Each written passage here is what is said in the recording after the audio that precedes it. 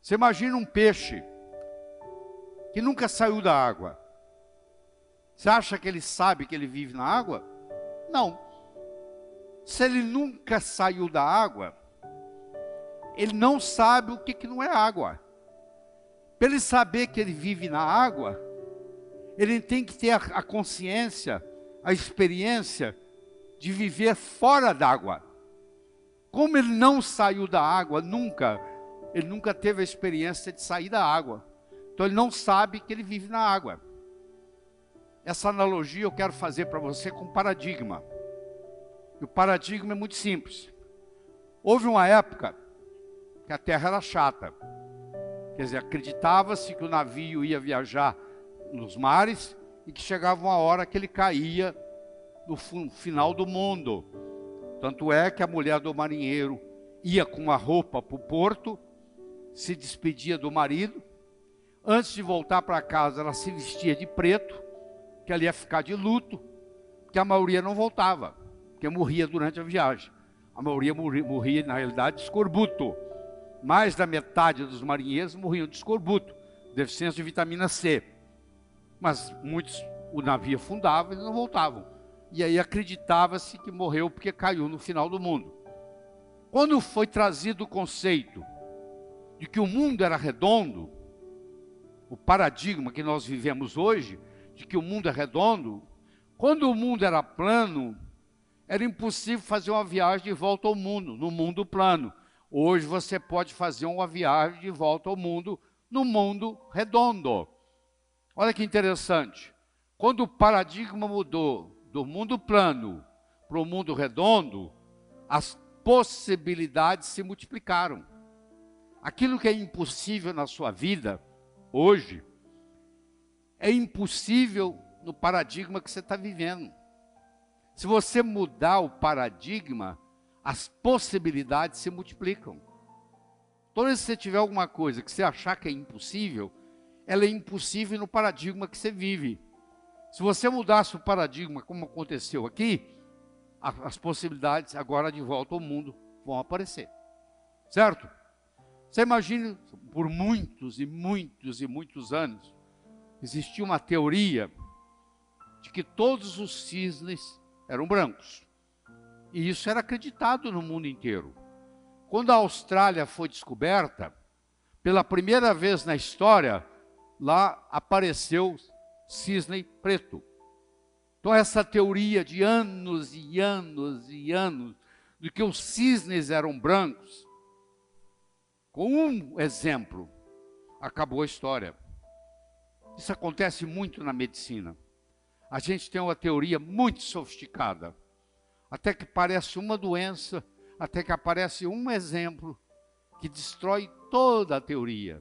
Por mais sofisticada que ela seja, se o exemplo encontrado não bate, aquela teoria, você vai me desculpar, ela é obsoleta. Você tem que jogar lá fora e começar a procurar outro paradigma, outro diagrama para explicar.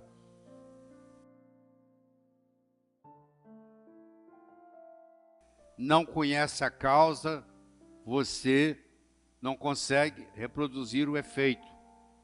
Você pode ganhar dinheiro, ficar rico, se estiver na hora certa, no lugar certo. Eu quero saber se vocês tomarem o dinheiro de vocês, se você ganha de novo. Porque pode acontecer que quem tivesse naquela hora certa, naquele lugar certo, seja você ou seja outro, ia acontecer. Para quem tivesse naquele lugar certo, na hora certa. Eu quero saber se poder tirar tudo que você tem, se você consegue ganhar de novo. Aí você conhece o caminho das pedras. Se você não conhece a causa, você não consegue, na vida, reproduzir os efeitos. Então, se você está preocupado com a sua saúde, que é a maior riqueza que você tem no mundo, tem nada que pareça com isso. Eu tive a oportunidade de fazer pré e pós-operatório durante 3 anos para o Dr. Michael DeBake em Houston, maior cirurgião cardíaco que o mundo já teve, e ele recebia mais de 100 pacientes por dia. Eu cuidava daqueles que falavam português e daqueles que falavam espanhol, e eram todas pessoas multimilionárias, que às vezes chegavam lá nos próprios aviões, com vários seguranças e etc., doentes, e iam ver o Dr. DeBake, e naquela relação médico-paciente, eles diziam para mim assim: Dr. Ribeiro, eu daria tudo o que eu tenho para recuperar minha saúde. Eu daria toda a minha fortuna, toda a minha riqueza para recuperar a minha saúde. E você tem a saúde, às vezes não dá valor para ela. Se você não tiver tempo para cuidar da sua saúde, um dia você vai ter que arrumar tempo para cuidar da sua doença. Se você fala assim: eu sou muito ocupado, eu não tenho tempo para cuidar da minha saúde, eu falo: tudo bem, não se preocupe, um dia você vai ter que arrumar tempo para cuidar da sua doença. Eu vou dar para você de presente agora uma pérola. Você vai pegar a pérola, vai olhar para ela na sua mão, não vai ficar segurando ela por muito tempo, você vai colocá-la no bolso. Daqui uma semana eu vou me encontrar com você, vou lhe entregar uma segunda pérola. De novo você vai colocá-la na sua mão, não vai esperar muito tempo, vai colocá-la no bolso. Daqui 15 dias eu me encontro com você pela terceira e última vez, e te dou a terceira pérola, e de novo você coloca ela no bolso. Daqui 6 meses, eu me encontro com você e pergunto assim: onde é que estão as pérolas que eu te dei? Você vai dizer mais ou menos assim: a primeira, eu coloquei no criado mudo, a mocinha que arruma lá em casa não viu, jogou no lixo.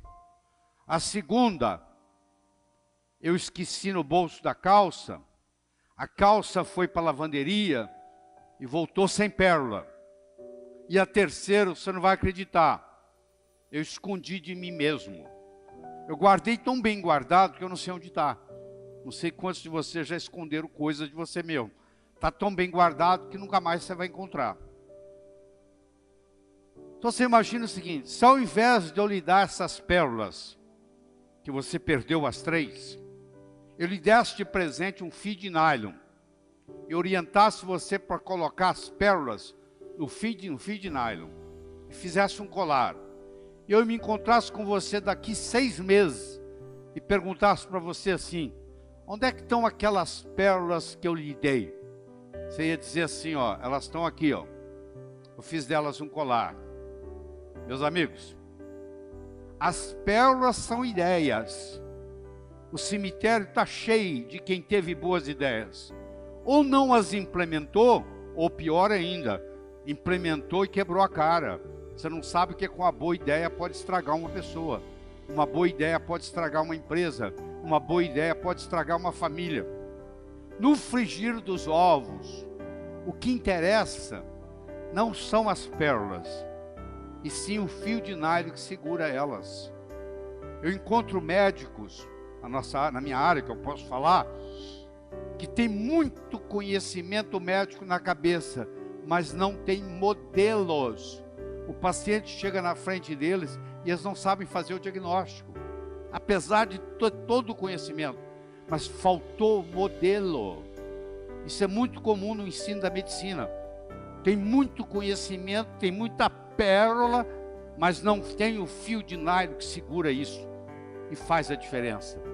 É a diferença que vai fazer a diferença. É você ter modelos.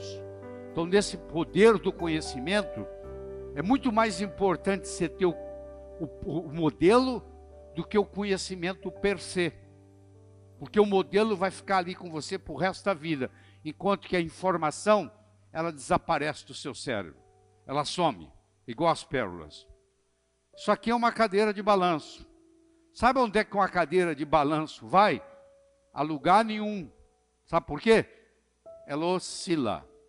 Se você puser mais energia nela, ela oscila mais. Mas olha aqui o meu cotovelo. Ela não sai do lugar aqui, ó. Você deve conhecer gente assim. Você encontra, passa-se o tempo, você encontra de novo, a pessoa está no mesmo lugar. Dessa vez vai, não foi. Dessa vez vai, não foi. Por outro lado, isso aqui é um carro Fórmula 1. O carro Fórmula 1, como você sabe, é igual um avião. Ele não tem marcha ré. Ele só anda para frente. Ele foi feito para avançar. Então uma pessoa pode ter uma estrutura psicológica de cadeira de balanço, você deve conhecer muitos, e uma pessoa pode ter estrutura psicológica de carro Fórmula 1. Se a pessoa tiver uma estrutura psicológica de cadeira de balanço, a primeira coisa que eu tenho que fazer com ela é mudar a estrutura psicológica dela.